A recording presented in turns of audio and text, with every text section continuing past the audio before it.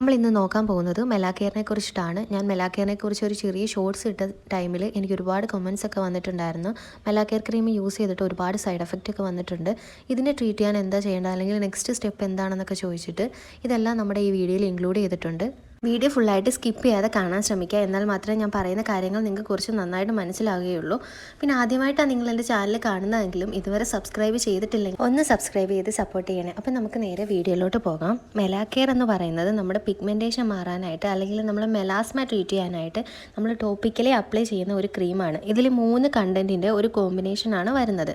ഒന്നാമത്തത് ഹൈഡ്രോക്വിനോൺ, രണ്ടാമത്തത് ട്രെറ്റിനോയിൻ, മൂന്നാമത്തത് മൊമെൻറ്റസോൺ. ഈ 3 കണ്ടൻറ്റും ഓരോന്നും ഓരോ രീതിയിലാണ് നമ്മുടെ സ്കിന്നിൽ ചേഞ്ചസ് ഉണ്ടാക്കുന്നത്. അതുപോലെ നമ്മുടെ സ്കിൻ ടോൺ ഇംപ്രൂവ് ചെയ്യാനും ഇൻഫ്ലമേഷൻ കുറയ്ക്കാനും ഈ ക്രീം യൂസ് ചെയ്യാറുണ്ട്. മെലാനിൻ്റെ പ്രൊഡക്ഷൻ കൂടുമ്പോഴാണ് നമ്മുടെ സ്കിന്നിൽ പല ഭാഗത്തും ഹൈപ്പർ പിഗ്മെൻറ്റേഷൻ വരുന്നത്. അതായത് നമ്മുടെ സ്കിന്നിൽ ചില ഭാഗങ്ങളിൽ നോർമൽ സ്കിൻ ടോണിനേക്കാൾ ഒരുപാട് ഡാർക്ക് ആയിരിക്കും. ഇതിലെ ഓരോ കണ്ടൻറ്റും എങ്ങനെയാണ് വർക്ക് ചെയ്യുന്നതെന്ന് നോക്കാം. മെലാനിൻ്റെ പ്രൊഡക്ഷനെ ബ്ലോക്ക് ചെയ്തുകൊണ്ടാണ് ഹൈഡ്രോക്വിനോൺ ആക്ട് ചെയ്യുന്നത്. അതുകൊണ്ട് തന്നെ നമ്മുടെ സ്കിൻ ബ്രൈറ്റനിങ് പ്രോപ്പർട്ടി ഉണ്ട് ഇതിന്. അതുകൊണ്ടാണ് നമ്മൾ ഈ മെലാക്കെയറിനെ ഒരുപാട് ആൾക്കാർ മിസ്യൂസ് ചെയ്യുന്നത് സ്കിൻ വൈറ്റനിങ് ക്രീമായിട്ട്. അതുപോലെ മൊമെൻറ്റസോൺ എന്ന് പറയുന്നത് ഒരു കോർട്ടിക്കോ സ്റ്റിറോയിഡാണ്. അത് നമ്മുടെ ഇച്ചിങ്, റെഡ്നെസ്, ഇൻഫ്ലമേഷനൊക്കെ റെഡ്യൂസ് ചെയ്യാനായിട്ട് ഹെൽപ്പ് ചെയ്യുന്നുണ്ട്. അതുപോലെ ട്രെറ്റിനോയിനെ പറ്റി നമുക്കറിയാം, അതൊരു വൈറ്റമിൻ എയുടെ ഡെറിവേറ്റീവ് ആണ്. നമ്മുടെ സ്കിന്നിലെ ആക്നി കുറയ്ക്കാനും ഡെഡ് സ്കിൻസിനെ റിമൂവ് ചെയ്തുകൊണ്ട് ന്യൂ സെൽസ് ഫോം ചെയ്യാനും ഒക്കെ ഹെൽപ്പ് ചെയ്യുന്ന ഒരു കണ്ടൻറ്റാണ് ട്രെറ്റിനോയിൻ.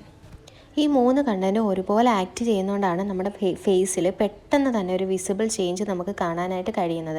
ചിലർക്കാണെങ്കിൽ ഈ ക്രീം അലർജി ഉണ്ടാക്കാറുണ്ട്. നമ്മുടെ സ്കിന്നിൽ റെഡ്നെസ് ഉണ്ടാക്കുക, അതുപോലെ ബേണിംഗ് സെൻസേഷൻ ഉണ്ടാക്കുക, ഇൻഫ്ലമേഷൻ ഉണ്ടാക്കുക.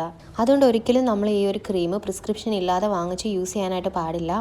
ഒരാളുടെ റിസൾട്ട് കണ്ടിട്ട് നമ്മൾ പോയി വാങ്ങിച്ച് യൂസ് ചെയ്ത് കഴിഞ്ഞാൽ നമ്മുടെ സ്കിന്ന് നല്ല രീതിക്ക് പീൽ ചെയ്യാനും റെഡ്നെസ് ഉണ്ടാക്കാനും ഒക്കെ കാരണമാകും.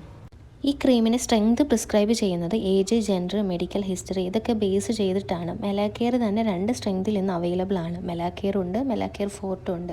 മെലാക്കെയർ എന്ന് പറയുന്നത് അതിൽ 2% ആണ് ഹൈഡ്രോക്വിനോൺ വരുന്നത്. മെലാക്കെയർ ഫോർട്ടിനകത്ത് 4% ഹൈഡ്രോക്വിനോൺ വരുന്നുണ്ട്. ഇതാണ് ഇത് തമ്മിലുള്ള ഡിഫറൻസ്.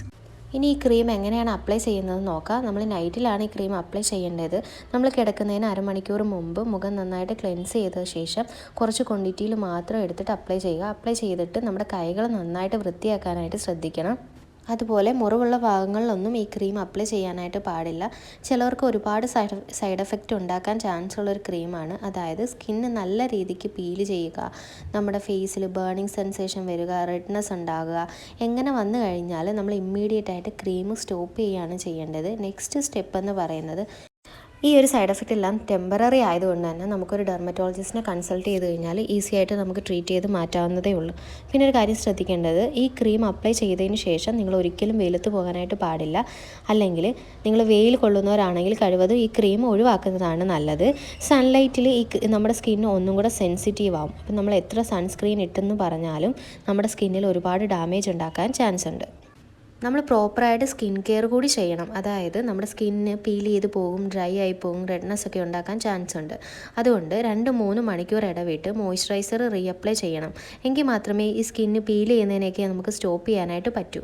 അതുപോലെ നമ്മൾ ഈ ക്രീം യൂസ് ചെയ്യേണ്ട ഡ്യൂറേഷൻ എന്ന് പറയുന്നത് നമ്മൾ കൺസൾട്ട് ചെയ്ത് ഡോക്ടർ റെക്കമെൻഡ് ചെയ്തതുപോലെ ആയിരിക്കണം.